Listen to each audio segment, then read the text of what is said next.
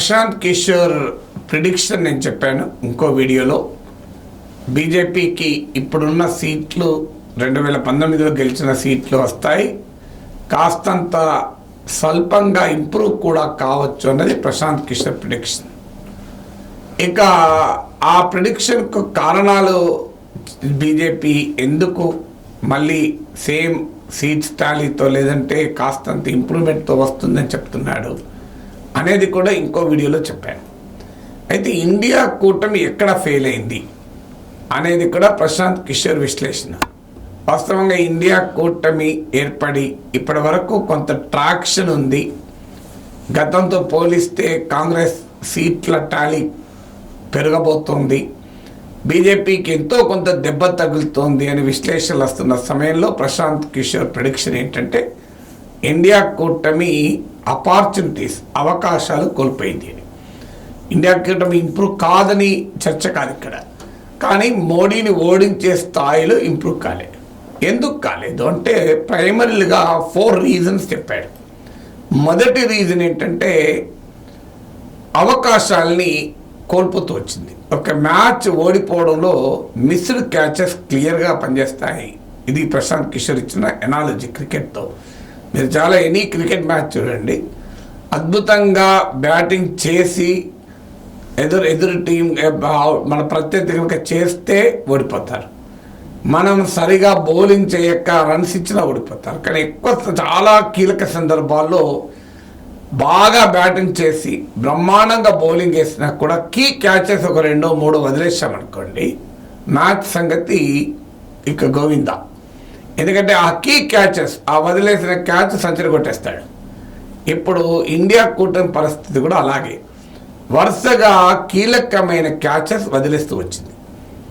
ఏంటి ఆ క్యాచెస్ అంటే మొదటిది మోడీ ఇన్విన్సిబుల్, మోడీ అజేయుడు అని అనుకుంటారు, కానీ వివిధ సందర్భాల్లో మోడీ బలహీనత స్పష్టంగా బయటపడ్డది.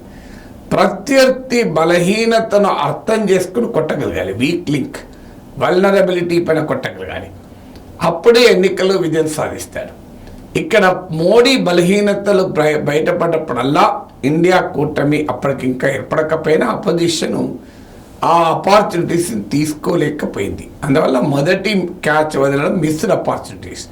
2014లో మోడీ ప్రైమ్ మినిస్టర్ అయ్యాక 15-16లోనే సిరీస్ ఆఫ్ అసెంబ్లీ ఎలక్షన్స్లో బీజేపీ ఓడిపోయింది, ఇంక్లూడింగ్ బీహార్.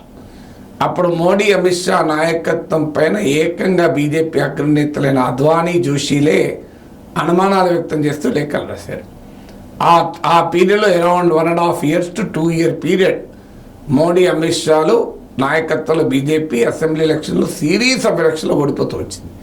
దాన్ని గనక ఉపయోగించుకొని ఉంటే మోడీ సెకండ్ టర్మ్కి వచ్చేవరకే వీక్ అయ్యేవాడు. కానీ అది మొదటి ఆపర్చునిటీ కోల్పోయారు. సెకండ్ ఆపర్చునిటీ డిమానిటైజేషన్ తర్వాత ఎకానమీ ఘోరంగా దెబ్బతిన్నది. అసలు పరిస్థితులు informal sector, agriculture, small and petty trade, cash intensive sectors అన్నీ అడ్రస్ లేకుండా పోయాయి. భారీగా అన్ఎంప్లాయ్మెంట్ పెరిగింది. కానీ మోడీ దాన్ని తనకు అనుకూలంగానే మార్చుకోగలిగాడు. డబ్బున్న వాళ్ళను ధనికుల్ని కొట్టి పేదలకు పంచుతాడు అనే రాబిన్ హుడ్ ఇమేజ్ను ప్రమోట్ చేసుకోగలిగాడు. అపోజిషన్ ఆ సమయంలో ఉత్తరప్రదేశ్లో బీజేపీ మొదటిసారిగా భారీగా విజయం సాధించింది, అధికారంలోకి రాగలిగింది. కానీ గుజరాత్ ఎన్నికల్లో బాగా దెబ్బతిన్నది. బీజేపీ బలం 100 కన్నా లోపుకు పడిపోయింది. అంత మంచి అవకాశం మోడీ అమిత్ షాల హోమ్ స్టేట్లోనే కాంగ్రెస్ దాదాపు గెలిచినంత పనిచేసింది. సో 100 లోపు బీజేపీ పడిపోయింది. ఒక కొద్దిపాటి దెబ్బ తగిలితే బీజేపీ గుజరాత్లో ఓడిపోయింది. గుజరాత్లో కనుక మోడీని ఓడిస్తే దాని సైకలాజికల్ ఇంపాక్ట్ అక్రాస్ కంట్రీ ఉండేది. కానీ అక్కడ అవకాశాన్ని అపోజిషన్ కోల్పోయింది. థర్డ్ అవకాశాన్ని కోల్పోయింది పోస్ట్ పాండమిక్. 2000 పాండమిక్లో సెకండ్ ఫేజ్లో మనందరికీ తెలుసు, వ్యాక్సిన్లు దొరకక, మందులు దొరకక, ఆక్సిజన్ లేక జనం చచ్చిపోవుడు, గందరగోళం ఉండే. అప్పుడు మోడీ పైన తీవ్రమైన విమర్శలు కూడా వచ్చాయి. ఆ సమయంలో నేను కూడా మోడీ గవర్నమెంట్ ఫెయిల్యూర్స్ పైన వీడియోలు కూడా పెట్టాను. అదే సమయంలో బెంగాల్లో జరిగిన ఎన్నికలు సెకండ్ వేవ్ తీవ్రంగా ఉన్న సమయంలో బెంగాల్ ఎన్నికలు జరిగాయి. బెంగాల్ ఎన్నికల్లో బీజేపీ గెలుస్తామన్న కాన్ఫిడెంట్తో ఉంటే మమతా బెనర్జీకి 200 పైగా సీట్లు వచ్చాయి. సో బెంగాల్లో ఓడించినప్పుడు ఒక అవకాశం ఉండే, గుజరాత్లో ఓడించినప్పుడు అవకాశం ఉండే. ఆ అవకాశాన్ని కూడా బీజేపీ అపోజిషన్ వదులుకుంది ఈ థర్డ్ టైం. ఫోర్త్ టైం 2018లో మళ్ళీ రాజస్థాన్, మధ్యప్రదేశ్, ఛత్తీస్గఢ్ అసెంబ్లీ ఎన్నికల్లో ఓడిపోయింది బీజేపీ. కర్ణాటక అయినా కూడా మళ్ళీ మోడీ పైన దెబ్బతీయలేకపోయింది అపోజిషన్. సో ఇలా వరుస పెట్టి అవకాశాలు వస్తున్నా వదులుకుంటూ పోయింది అపోజిషన్. ఇది మొదటి కారణము ఇండియా కూటమి ఏర్పడక ముందైనా అపోజిషన్ చేసిన పొరపాటు. రెండవది, ఒక ఇండియా కూటమి ఏర్పడ్డాక ఏమైనా చేశారా? ఇండియా కూటమి ఏర్పడంతోనే ప్రకటించింది ఏంటంటే ప్రతి ఎన్నిక 2024 లోక్సభ ఎన్నికలతో సహా అన్నిట్లో బీజేపీని ఓడించడం మా లక్ష్యము అన్నారు. అంటే defeating BJP in every assembly election including 2024 Lok Sabha elections అన్నారు. కానీ ఆ ఇంక్లూడింగ్ తర్వాతనే మిగిలింది. రాజస్థాన్, మధ్యప్రదేశ్, ఛత్తీస్గఢ్, కర్ణాటక, తెలంగాణ ఈ 5 రాష్ట్రాల ఎన్నికల్లో కూడా సక్సెస్ఫుల్గా ఇండియా కూటమి సీట్ల సర్దుబాటు రాలేకపోయింది. కోర్స్ మీకు తెలంగాణలో రిలేటివ్లీ తక్కువ, ఒక సిపిఎంతో మాత్రమే అండర్స్టాండ్ రాలేకపోయింది, సిపిఐతో వచ్చింది. మిగతా ఇండియా కూటమి వాళ్ళు ఎవరు లేరు. బట్ స్టిల్ తెలంగాణ నష్టం జరగలేదు, కాంగ్రెస్ గెలిచింది. కర్ణాటకలో కూడా ఇంకెవరితోనూ లింక్ లేదు, జేడీఎస్ను నిలుపుకోలేకపోయింది. జేడీఎస్ వెళ్ళి బీజేపీతో కలిసింది అసెంబ్లీ ఎలక్షన్ల తర్వాత.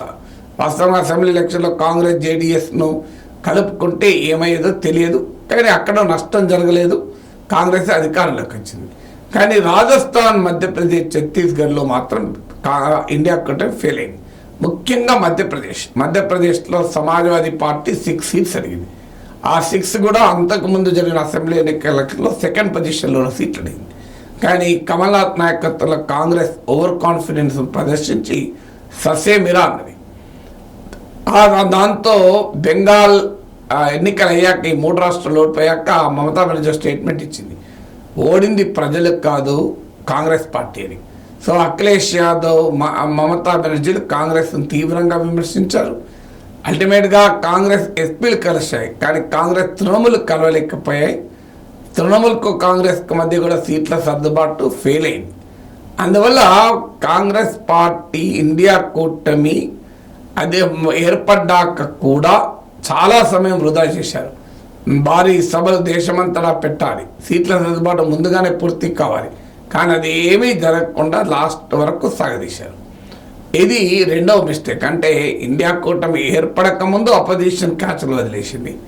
ఇండియా కూటమి ఏర్పడ్డాక కూడా డిలేడ్ యాక్షన్, ఆలస్యంగా రంగంలోకి దూకడం కూడా ఇండియా కూటమి దెబ్బతీసింది. మూడవది, ఒక బలమైన నరేటివ్ లేకపోవడం. బీజేపీని ఓడించాలి అనే విషయంలో రాజ్యాంగం రద్దు చేస్తారు అని ఒక ప్రచారం మొదలుపెట్టాడు. రాజ్యాంగం రద్దు చేసి రిజర్వేషన్లు పోతాయని కొంత భయం కలిగించగలిగారు. కానీ రాజ్యాంగమే రద్దు అయిపోతుంది అన్న విశ్వాసాన్ని ప్రజల్లో ఎంత మేరకు కలిగించారనేది ప్రశ్నార్థకమే. ఇక మోడీ ఎందుకు ఓడిపోవాలి అని ఒక యాంటీ మోడీ వేవ్ను క్రియేట్ చేసే స్థాయిలో ఇండియా కూటమి నరేటివ్ ఇవ్వలేకపోయింది. సో మంచి అవకాశం కూడా ప్రో మోడీ వేవ్ లేని సమయంలో బలమైన నరేటివ్తో యాంటీ మోడీ వేవ్ క్రియేట్ చేయలేకపోయారు. మరీ ముఖ్యంగా ఇండియా కూటమిని ఎందుకు గెలిపించాలో చెప్పలేకపోయారు. కనీసం మోడీని ఎందుకు ఓడించాలో చెప్పగలుగుతున్నారు, కానీ ఇండియా కూటమిని ఎందుకు గెలిపించాలో ఇప్పటికీ దేశ ప్రజలు కన్విన్స్ కాగలిగే ఒక బలమైన నరేటివ్ ఇప్పటికీ చెప్పలేకపోతున్నారు. అంటే ప్రజలు విశ్వసించే స్థాయిలో చెప్పలేకపోతున్నారు. ఇక 4వది ప్రైమ్ మినిస్టీరియల్ ఫేస్. మన దేశం పార్లమెంటరీ డెమోక్రసీ, ప్రైమ్ మినిస్టర్ను ముందుగా ప్రకటించాల్సిన అవసరం లేదు. బట్ స్టిల్ ప్రపంచవ్యాప్తంగా elections are increasingly becoming personal. మీరు పర్సన్ అదే బ్రాండ్ అనే కొత్త యుగంలో మనం బతుకుతున్నాం. ఇష్టమున్నా లేకపోయినా ప్రెసిడెన్షియలైజ్ అయిపోయినాయి ప్రపంచవ్యాప్తంగా ఎన్నికలు. అందువల్ల మోడీ ఇమేజ్ బీజేపీకి అడ్వాంటేజ్గా ఉంటుంటే అదే లయబిలిటీగా మారుతుందా అంటే still long way to go. కొంత దెబ్బతింటుంది ఈసారి అంటున్నారు కానీ బట్ చూడాలి. బట్ అపోజిషన్కి అసలు ఫేసే లేదు. సో అపోజిషన్కి ఎవరు నాయకుడు? ఆమె కేజ్రీవాల్, మమతాలోమో మల్లికార్జున్ ఖర్గే అంటారు, మల్లికార్జున్ ఖర్గే ఏమో రాహుల్ గాంధీ అంటాడు, రాహుల్ గాంధీ ఏమో నేనేమీ కాదు, నాకు అది ప్రైమ్ మినిస్టర్ పోస్ట్ ఆశ లేదంటాడు, కేజ్రీవాల్ ఏమో ప్రైమ్ మినిస్టర్ పోస్టుకు నాకు ఆశ లేదంటూనే మోడీ గ్యారంటీలకు పోటీగా కేజ్రీవాల్ గ్యారంటీలు ఇస్తాడు. సో ఇలా ఎవరు ఇండియా బ్లాక్ తరఫున స్టాండ్స్ అది గ్యారంటీ అంటే ఆన్సర్ లేదు. సో ఈ 4 కారణాల వల్ల ఇండియా కూటమి మోడీ వేవ్ లేని ఎలక్షన్స్లో కూడా మోడీని, బీజేపీని ఓడించలేకపోతున్నాయి అన్నది ప్రశాంత్ కిషోర్ విశ్లేషణ. ఈ విశ్లేషణతో నేను దాదాపు ఏకీభవిస్తాను. డిఫర్ అయ్యేది ఏం లేదు. నెంబర్స్లో కొద్దిగా అటు ఇటు ఎలా అవుతాయో చూడాలి, కానీ entire direction of the analysis మాత్రం నిజం.